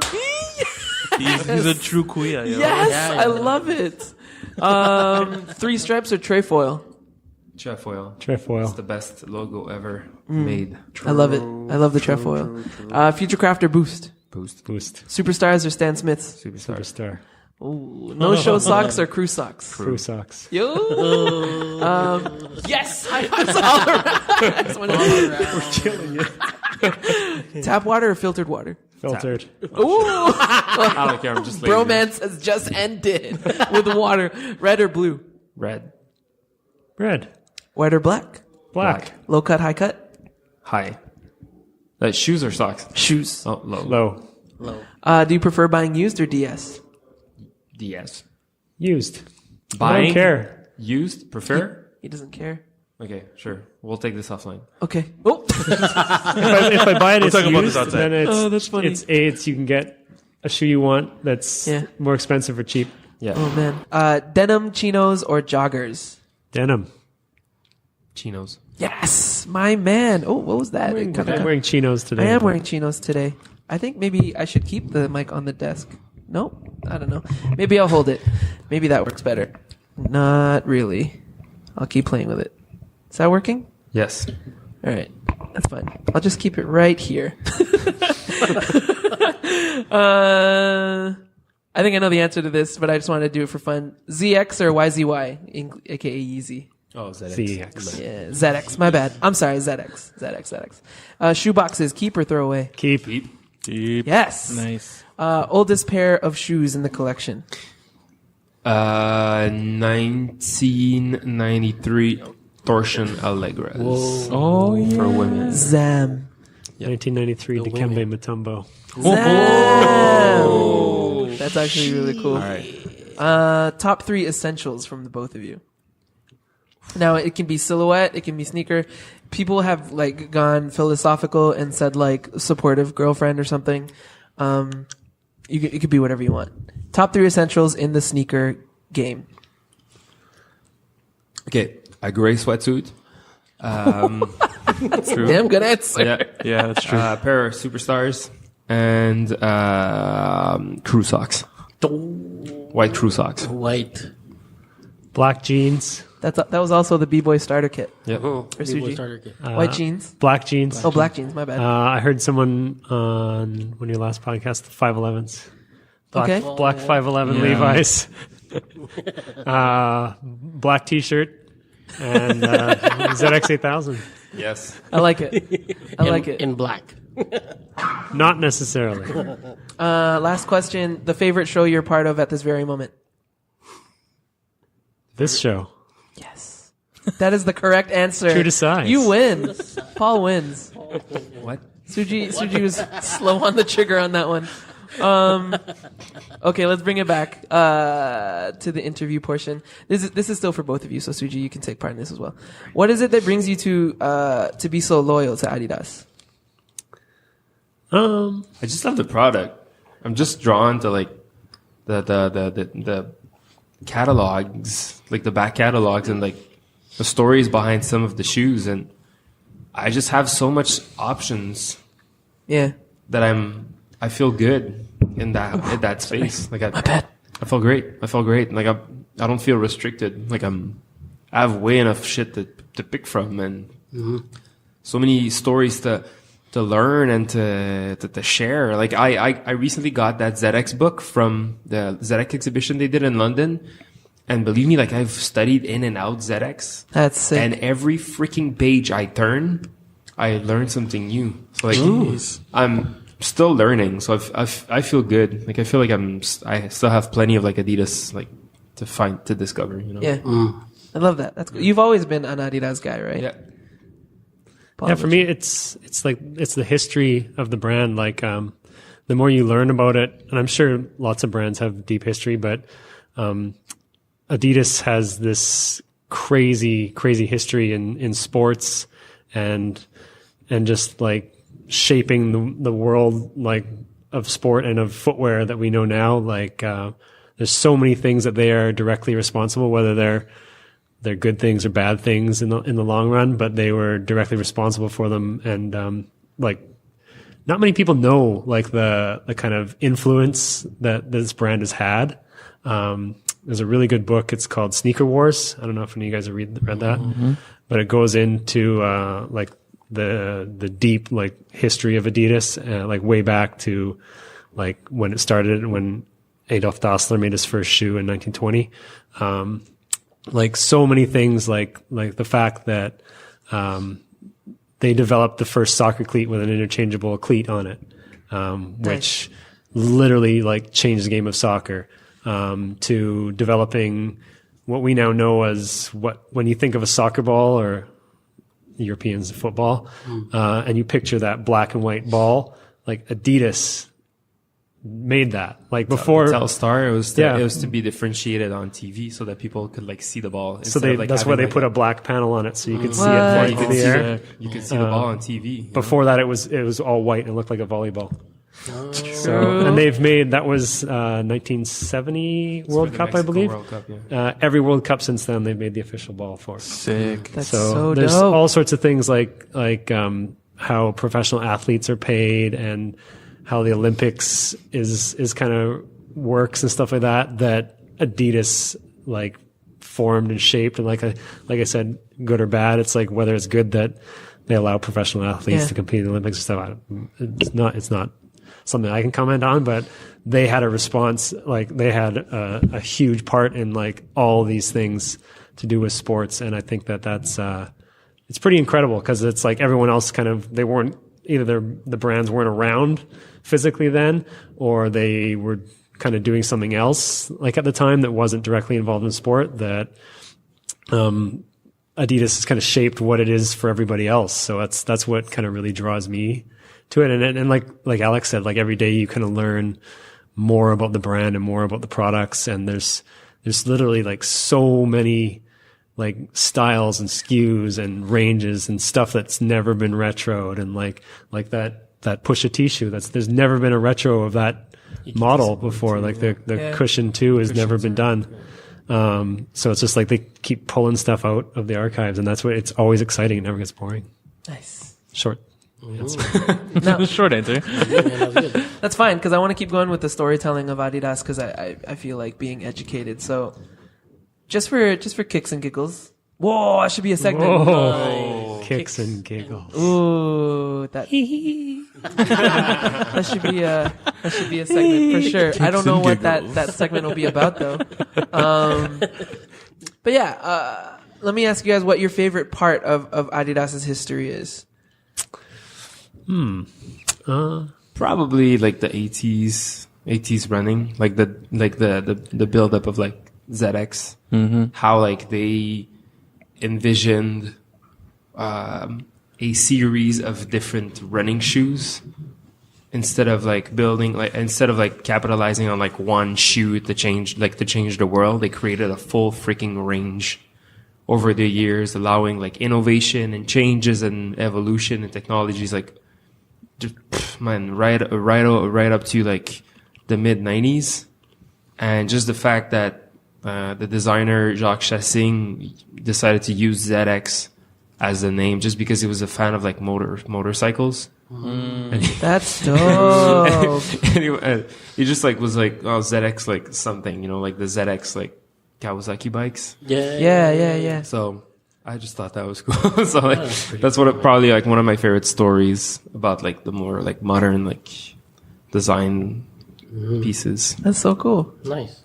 Yeah, I'm trying to I like similar, like shortly after ZX range kind of debuted in 89 when they switched over, and then in like 2-3 years later when the equipment launched. That's a big thing for me because that's another shoe that I like lusted after for years, and it was retroed a couple of years back. That was a big time they were trying to break into the North American market, and they really wanted to come up with like a new concept and a new range and kind of rebrand. Cause up until 91, Adidas just had the trefoil logo. Yeah. And So it wasn't called the originals. It was just like it was the just Adidas logo, it was just right? Adidas, and that was the logo. So yeah, and then in 91 they really wanted to break into North America and rebrand and stuff. So they came up with what we now call the badge of sport, which is the triangle. Logo, What it is it's It's an the Olympic three-stripe Olympic podium. Oh, Tilted, sick. like first gold, silver, Oh, bronze, that's cool. tilted sideways. Yeah. chopped, and that becomes the badge of sport is what we call it now. That's really cool. Nice. What? I So had no idea. when they rebranded that and then launched the whole equipment range, which was like groundbreaking at the time. Like it was like ultra high end shoes for your athletes, and it was the tagline was literally like no bullshit, and it was like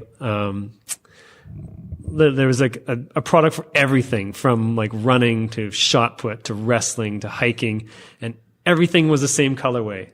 Like it was this black, gray, green, and white. Yeah. And obviously they didn't all look the same because they used the colors in different variations and every model was drastically different. But they just did this whole range in those colors. Yeah, but switching from like the Pantone blue and the trefoil logo to like the equipment logo and the sub green was like game changing. And there's a good video on YouTube if you look up like Adidas AQT history, where they interview Peter Moore, the designer of the line, and for anyone in the sneaker game that's like into like Air Jordan ones, like like And the dunks.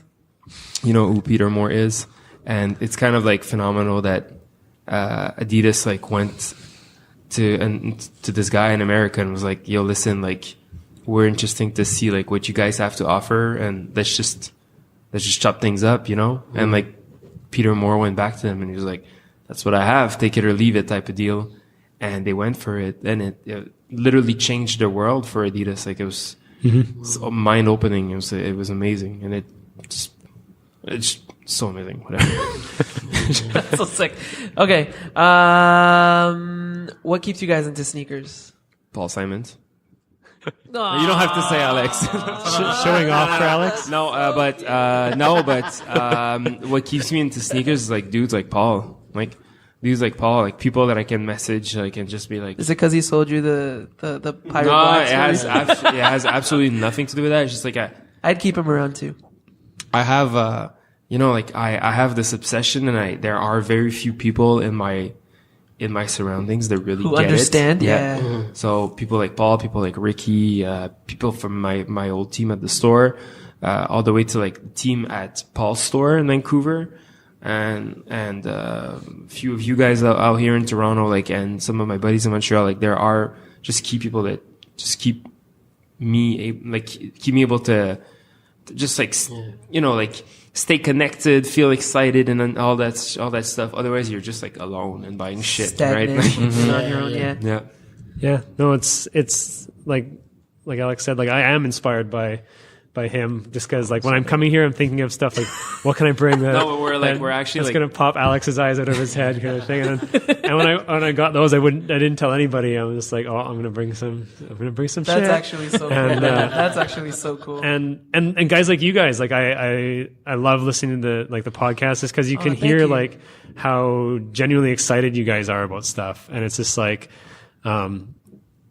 all, and the people that I surround myself with, like Alex and other people that we work with, like Brian, the guy that runs the Toronto store and stuff. Like we get excited about things, and there's, when you work in this industry and stuff, on these release days and stuff, you see like the side of people where people are just buying it to sell it, and they don't have any attachment to it, and they don't care.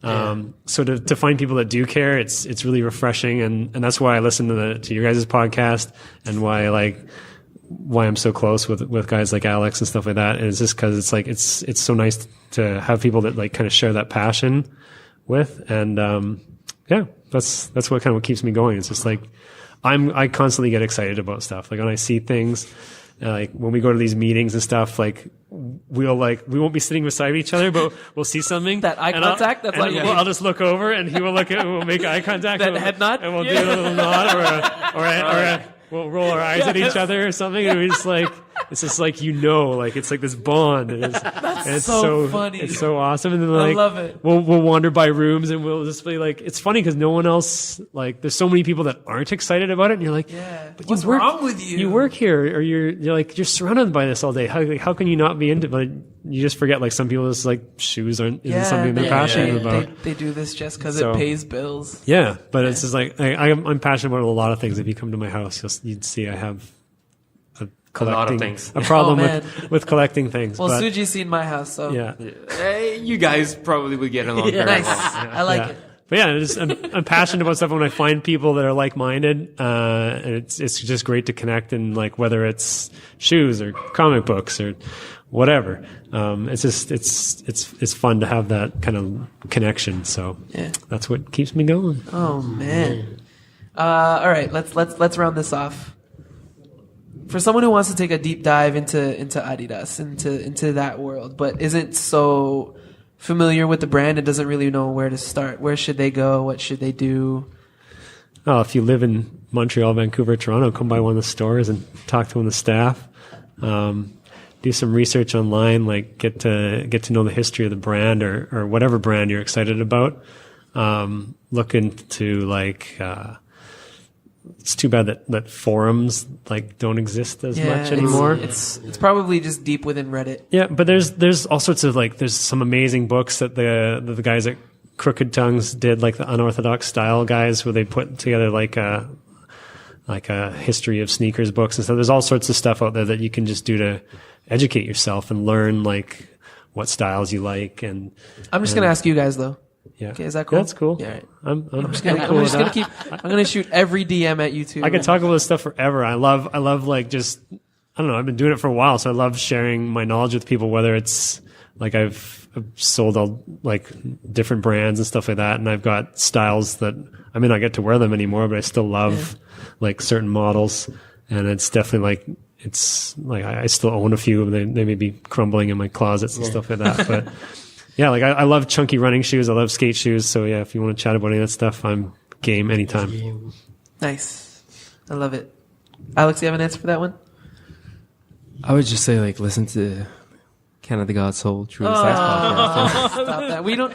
I will be the first to admit that we don't talk about Adidas enough. It's fine. It's You talk about what you're excited about. Yeah, that's it. And that's what matters. Definitely listen to the Sneaker Podcast based off Montreal. I also love, I'm deeply in love with Full Size Run. Yeah, me too. Love those guys. This shit cracks me up. And All it makes the time. me So like funny. so happy when I watch it. Yeah. And Welty, friend of the show. yeah. Yes. Matt Welty, friend of the Yes, show. Welty. Trigger meter. Shout out Trini. Dad. Oh man, inside jokes. Sorry guys. Bref. So, so that's what I would do. Just like keep yourself like surrounded by stuff that makes you excited or just like keep you informed. The book aspect is a bit like kind of like a trickier one, but if you make the proper researches, you'll find the right I shit. feel kind of stupid recommending books, but No, but it is in this day and age. But I Yeah. mean, you can't find some of that stuff online. So Yeah. Oh, for sure. just like go after what you like. Like don't let other people tell you kind of what you should What's like. cool Like or so many not, people yeah. form their opinions on what's everyone else says is cool, and it's like there's a meme that this guy, funny enough, that works for Nike. I think his name is Prestology on Instagram, and it was like you never miss out on sneaker releases if you only buy sneakers nobody else wants. And that's So like true. literally the story of my life. Like I bought so many things for like. I've got 2 pairs of a shoe that was friends and family only that I bought for $30 each because nobody knew what the hell it was and nobody wanted it. And I crapped my pants when I saw it, and I bought it, and I saw it again, and I bought another one. And it's like I'll wear it, and no one looks at you twice. No one knows what it is. But I'm just like yes, I love it. got this. I love it. All right, yo, thank you guys. Thank you. That was amazing. This was amazing. Thank you, guys. Now I'm going to ask you all to not look towards my computer because it is time for the game show within a podcast. Hugh's Story. Welcome everyone to another episode of Hugh's Story. We have 4 contestants today, and this is how we play. The answer comes from a category, either silhouette, colorway, or sneaker, which is a combination of both. I will go down a list of hints, each getting more and more detailed, leading them to hopefully the answer. The contestants will buzz in by saying their name. They all get one guess each. The first one to get it correct is the champion for 7 days. This week's category is sneaker. The winner needs to name the silhouette and the colorway. You guys ready? Sure. All right. Okay. The first hint is, this silhouette is among a long line of generations. The upper features fabric and suede. The upper also features a mixture of leathers, including 3 black patent leather stripes.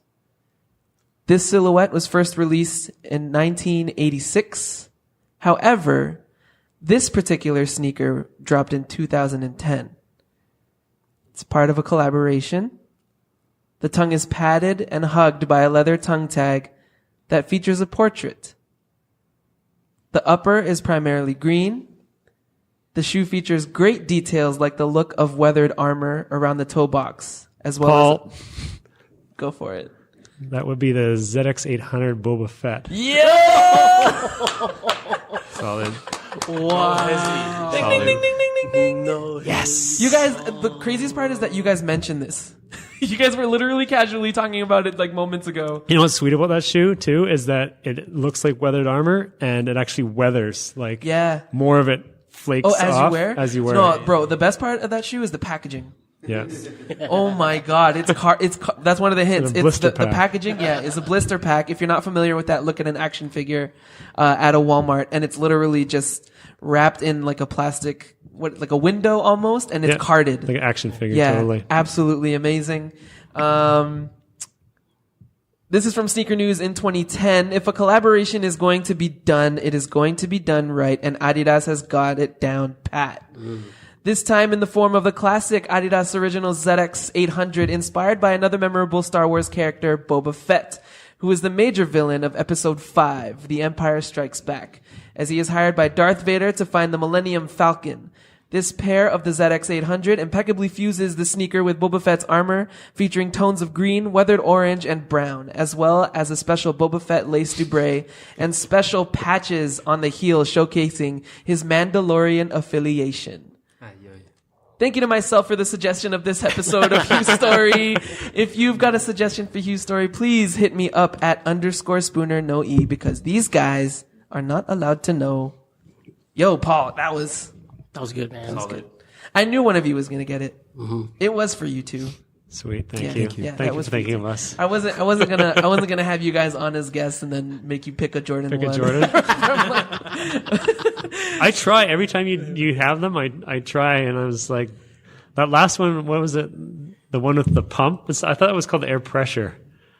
Oh, the Air Command Force. Yeah. Oh, the Yeah. Command Force. Yeah. Was there one called a pressure? No. There Am I is. bugging There was out? one called the Pressure. We can fact check that in Okay. a little bit. Thank you to everyone who has supported and been part of this podcast. Wherever you're taking in this episode, please leave a like, comment, and review, and follow and/or subscribe. Any of those would be a good idea. If someone left us a review on iTunes, if they'd get a bonus entry for Countdown. On it. Yeah. Do it, yo. Right? That'd be so good. Exclusive. This bonus entry is exclusive to our True to Size podcast listeners. Yeah, leave us a review. Yeah. Leave us a review on iTunes, and you'll get a bonus entry for today. 41 was the best episode yet. Yes, I wholeheartedly agree. Yeah, man. That qualifies for the True to Size Awards. Bonus entry. We have a Facebook group called CGS Talk. That's facebook.com/group/CGS.talk, where we talk it up and sell some things. Hit up CanadaGotSold.ca for our latest reviews, event recaps, and sneaker life stories. Now, if you'd like to join us on True to Size, if you have any questions or suggestions for Fire Round, or any feedback, shoot us a DM or email us at CanadaGotSoul@gmail.com. My name is Alan Martinez, and you can find me at _Spooner no E. My name is Joel Hernandez. You can find me at Joe Dooney, JO_D3OsNEY. This is Q, and you can find me at MISTERQ and Mart. Paul, where can they find you? At IBSNegative. And Alex, where can they find you, good sir? At SugyCyphersons. Thank you to everyone listening to us talk about sneakers. Please remember to rock your kicks and don't forget to use the hashtag CGS to 2019. This has been True to Size. We are CGS, and we are out. Goodbye. Peace.